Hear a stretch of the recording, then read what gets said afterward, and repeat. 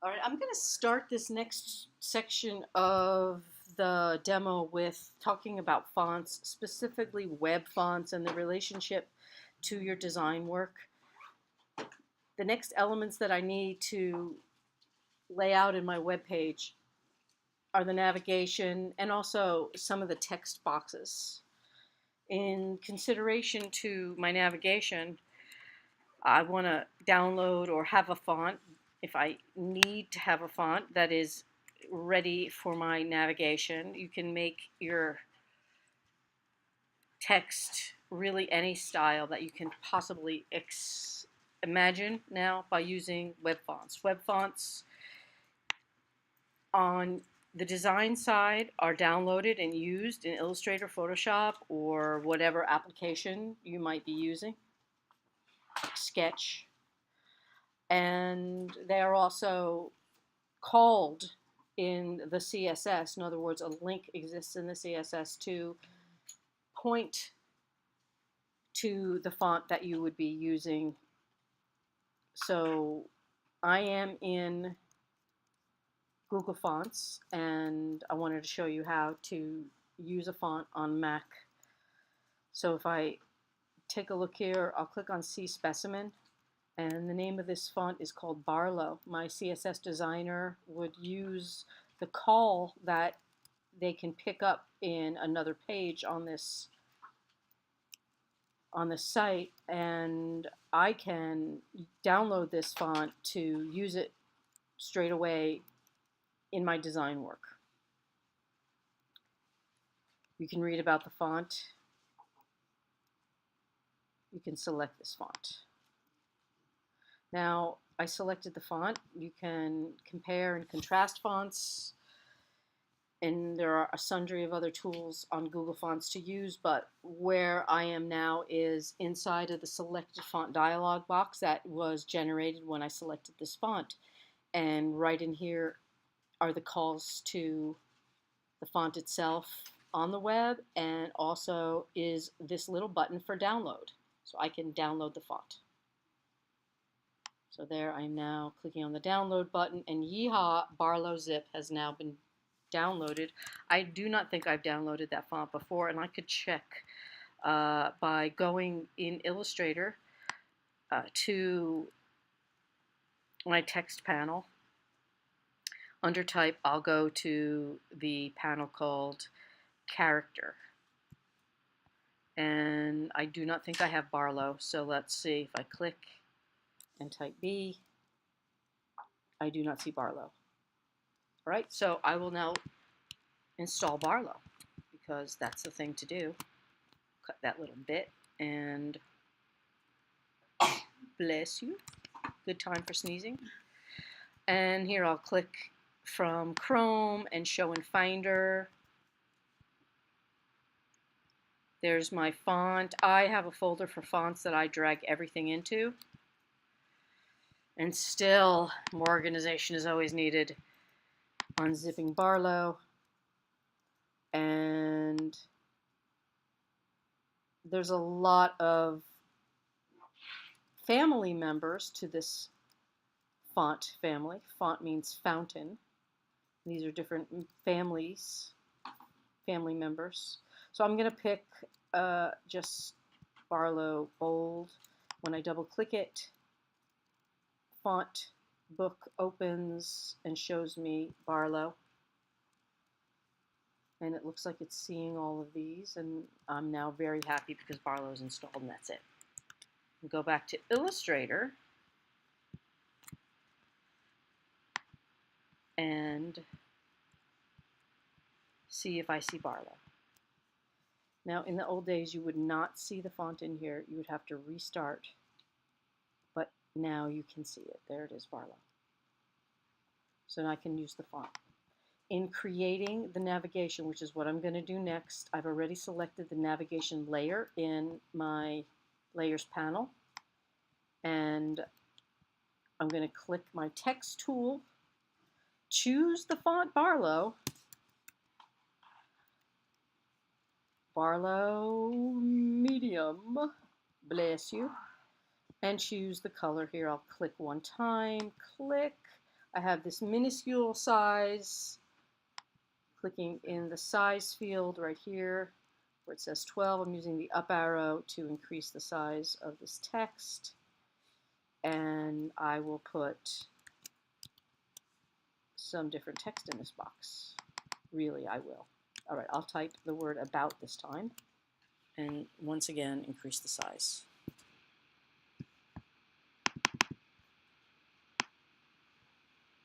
All right, now I have a piece of text. It's rather large, but it is a piece of text. If I take a look at good design for navigation, such as this really simple, clean text navigation at Adobe, I can see I can make it a lot smaller.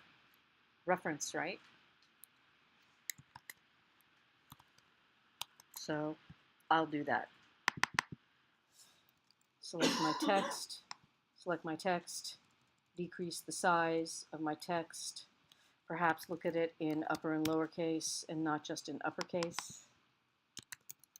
Things are not setting easily today. Let's set that back down. All right, so there's my first word, about. Maybe that's not really what's going to be there, but I'll use this one word, and I'll either copy and paste or shift, option, drag. Now I have 2 elements. I'll have a total of 5. Command D, 3, Command D, 4, Command D, 5. Now the spacing between these elements may need to change, but for now I'm going to use the zoom tool, this zoom tool here, to click on this word about, and then switching back to the type tool, and I will change that to, say, contact. I will leave the second item saying about. Third from the right will be why us. Then we'll have methods. We use, and you can see now I'm having a problem on purpose where this long navigation is blasting into the one to the right of it. So I'll just move it over. I'm not trying to get it perfect yet. And I'll move this last one over here to our work. It's important to make your items in order and not do them out of order, because if you notice here, I did make them linearly in an order, not random, because the order that they're in is also the order that they will arrange automatically. And if they're not visually, they can't just be visually aligned. They actually have to be in the correct stacking order in the layers panel to be able to use the align tool properly. If you mix and match the way you copy and paste things and you don't do them in order, you'll get weird results when you try to align things, which I will not do now because I'm tired, as I know you are, and you don't really need to see that get all kooky. But they're all selected, and I'm aligning to the selection, everything that's there, and I'm distributing, and that looks pretty good. Are they distributed properly? Is the space in between these two and these two and these two and these two the same? Yes, I would say they are.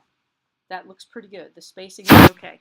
If I move this one over and select them all again and align, they'll have more air in between them. And again, you can look at your reference and see, how does it feel? How much space do you think should be between these things? Fair enough? You're right. I think they could be smaller, but old people might want to look at this website too. So I'm going to make it small. I'm going to leave it alone. All right. Then the navigation or the brand name would likely not be in the same font as the navigation. And again, if we look at Adobe, right, this is not the same font as the navigation. Even though this is very minimal, it's worth looking at how many fonts are used on the site, how are they used, what's large, what's small, what's bold, what's not bold. Notice how small things are bold, but some large things are not bold. Very important for you to look at the reference that you have chosen for the way the font lays out on your pages. And do a good job. I'm going to be looking at your reference. What did you choose for your font reference? And seeing that your sizing is appropriate, that it's thought out, well thought out. The logo may or may not be actually an image or text. Parts of the page are going to be images. Parts of the page are going to be text. And sometimes text is an image. And what I'm saying is that here, if I go to the students and teachers page, this image is an image. This is a graphic, okay? Whereas the previous was a photo with web-generated or machine text on top of it. Do you guys understand the distinction? Okay, so does anyone have a question about that? All right, so this is a choice that you're going to have to make. So is this a graphic? Probably. Is this a graphic? Probably. Is this? Yes. So what's graphical? What needs to be related to a web font and what does not? That's my main point. Okay, so this is the brand name.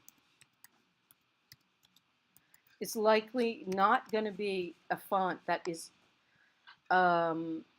actually typed, but it may likely be a font that is used elsewhere in the site as a font choice. So I'm using this one called Arial Black. That is not so exciting, and I want to do something just a little odd. So there's Folks Heavy. So Folks Heavy should probably show up somewhere else in the site. Does that seem fair? Okay, not 100% always, but a lot of the time. And then finally, perhaps here, this is my little graphic that represents my logo. And that may be another image that I need to place. But at this point, I can do that thing I told you I would teach you how to do and tell you how to do, which is make paragraph styles. Once you have the fonts figured out for each of these different parts, then you might want to, instead of having to keep resetting the font choice that you've chosen, use a preset that you make. So some things that you can save in that preset are not only the font, but the size. And then if I go to here in my character panel and I do show options, I can increase the spacing between the letters. Doesn't look like much is happening, but it is. See it moving? It's the spacing between the letters. That's now been adjusted because it looks a lot easier to read now. And in this case, I might want to do something else in terms of customizing this to make it better. If you can see, the space between the B and the R is less than between the R and the A. So in fine-tuning in the real world, if that's going to be a graphic, I better be sure that I do a nice job on that. Here is a possibility where I might want to use this font or a font like it from the web in the design for the name of a header. And that was our team picks and trends. You know, I would reference this against web fonts and find the closest thing. There is likely something extremely close, yes. Google fonts are web fonts. Isn't that amazing? The time is flying by in terms of how fast, right now in the past few years, how much things have gained speed in terms of design possibility. Well, that's what I was just saying, is that I am likely to find that on Google Fonts or something very close to it. You know, if you're starting a brand, you may want to be really aware of every single choice that you make, including not using something that you are not 100% sure that you can access through the web, or something very much like it. So now it would go on a research project because my client said our brand is using folks heavy, but we don't have to, you know, have our equity design equity show through all the pages of the site, I will look for this font or something very similar to it and duplicate that in my site. I'm not going to look for it now. Okay. So what I do want to do, however, is start looking at how I'm going to pretend, in fact, that this is something usable from the web that I can replicate and begin laying in my actual text. This should not be on the navigation layer. It's not navigation, it's actually body text. So this little yellow square is this thing that is selected, and I'm going to move it down. Okay, so now I know it's in the text layer, and the navigation is at least done for the moment. So now I'm talking about and thinking about what's going to be in this section, and our team picks.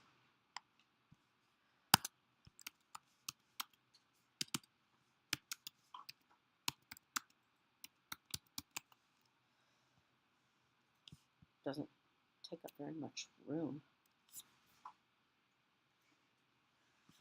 So I might want to make a design decision based on that, such as using, instead of this really long header piece, something that's more like a tab, or something that's shorter, such as dragging this in.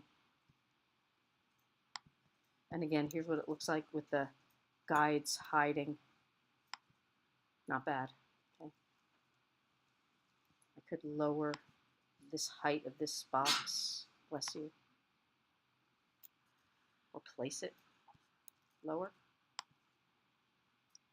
So now I have a nice little design element. Okay. And turn back on this layer. But in keeping with the order in which I want to make things, I need to have body copy. The navigation text is fair game for my same body copy font. And again, that was Barlow. So I'm going to select this text that says methods we use, or any of the text on the top. And I'm going to use a panel in Illustrator, a very important one, in the type area here called paragraph styles. What paragraph styles does is it remembers the font size, the font choice, and even overall tracking settings. Tracking is the space between letters that's even across a sentence. That's different than kerning. Kerning is individual spaces. It won't remember that. But it will remember tracking. And so I'll select this text, and over here in this flyout menu, I will give it a name, new paragraph style, and I'll call this one, I need to have the name navigation, and that's fine, navigation, okay? To be really specific, I know you're tired, I'm tired too, but to make sure this is really using that font style or paragraph style I made called navigation, I need to select the choice that is now the preset in the menu for each one of these items. The reason why you would want to do this, now I have navigation, is for a couple of reasons. It will speed up your workflow once you start laying things out. And if you want to change anything, you can do so from the main menu, meaning from the paragraph style. So let's say, even though we've discussed it 14 times, we still have to change the navigation again. I can go back into this style. Nothing is selected on the page. Just want you to, wrong clicking there, recognize nothing is selected. Now I'm opening up this setting for navigation, and I'm going to go to basic character formats, and I'll bring it down to 39 points, and you can see it's getting smaller. See it? They're all getting smaller at the same time. So I now don't have to select each one and make it smaller. I can also change other aspects of it. Like I mentioned, tracking. Here I'll put in 12 to give it a little more space between the letters. See the difference? All right, so now they all change at the same time, and I'm very happy about that. Okay? I can click away, go ooh ah, click on it again, select it, and duplicate paragraph style, but I will call the new one body copy. Right now it has all the same attributes as navigation, but it won't in a moment. let us just say that I want to have a small paragraph of type here to start talking about the team picks. Try that again. Small paragraph of type here to talk about my team picks. Remember, negative space is part of space, right? I'm going to use body copy on that. I'm like, well, that's okay, but I think it maybe wants to be a tad bigger. So every place that I have placed, or every place that I have put this body copy text in this entire page would change. Here, I'll make a duplicate of that text panel and another duplicate of that text panel, and select all three of these and use the alignment panel to align them vertically. And if I click away and I need to change the body copy, anything about it, even the basic character format, oh, we're not going to use Barlow medium, we're going to use Barlow thin. We're going to use Barlow semi-bold. See what's happening? Everywhere on this page, I can change that now. So this is just regular, and I will make it a little bigger. Click, click, click, click, click, click. Nope, back. Okay? And then there's the whole conversation about writing, which is another whole aspect, that your text wants to have a certain number of characters for each of these little packets of information so that it feels right and it has a nice flow to it, and you don't have widows, one word on the line, or orphans. Okay? And then over here, again, I'm going to use my rectangle tool to set up some handsome boxes. For now, I will alternate the color. Hear that East Coast accent? To give us an indication of the places where I will put the photos to. And again, these are placeholder boxes.